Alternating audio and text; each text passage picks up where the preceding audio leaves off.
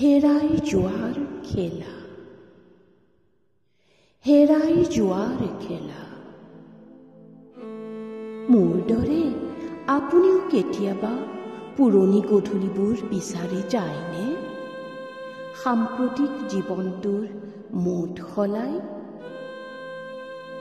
মন যায়নে নিজৰ মাজতে হেৰাবলৈ?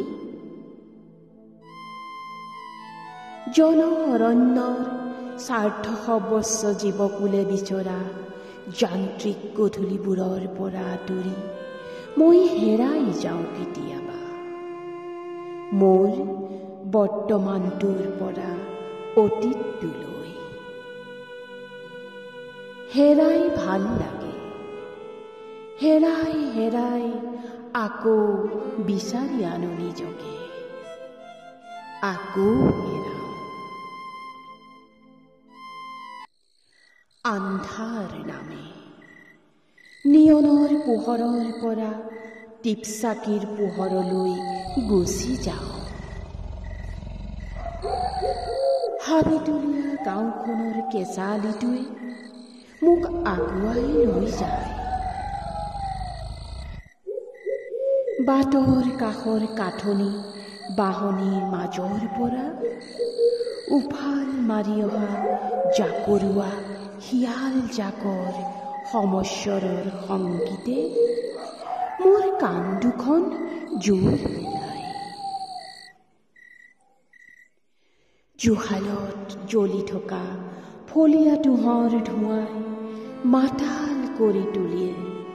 সুগন্ধি সন্ধিয়াটোৱে মোক টানি নিয়ে তিনিডলীয়া নঙলাৰ পদূলি এটালৈ। নঙলা খুলি তিনিটা মৰণা মাৰিব পৰা বহল চোতালখনত ভৰি দিয়ে পাটিত বহি থকা আইতাক সাবটি ধৰোঁ। কোচত মূৰটো পেলাই আইতাক কাবৌ কৰোঁ, আইতা কমলা কুঁৱৰীৰ সাধুটো কোৱাচোন। সঁচাকৈ এবাৰ কান্দো। অকলশৰে বহি থকা আইতাৰ কাষত তামোলৰ খুন্দনাটোৰ বাহিৰে আন কোনো নাই। সৰু বাপু সন্ধ্যাহঁত বা ক'ত? দুহাতেৰে ফেচকুৰি মচি ফেকুৰি ফেকুৰি আইতাৰ অভিযোগ। সৰু বাপু সন্ধ্যাহঁত সলনি হ'ল।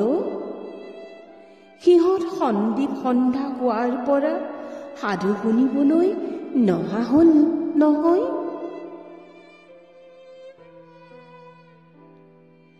অকস্মাৎ তীব্ৰ পোহৰ এটাই টিপচাকিটো নুমুৱাই পেলালে।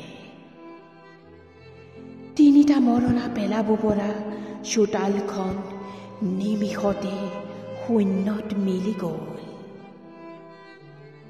চকুৰ পলকতে আইতাও হেৰাল। হেৰুৱাৰ খেলবোৰ চলি থাকিল। সকলো এপদ এপদকৈ হেৰাই গৈ থাকিল। হেৰাওঁ বুলি ভাবিও মই হেৰাব নোৱাৰিলোঁ। হেৰাওঁ বুলি ভাবিও মই হেৰাব নোৱাৰিলোঁ। মই হেৰাব নোৱাৰিলোঁ। ধন্যবাদ।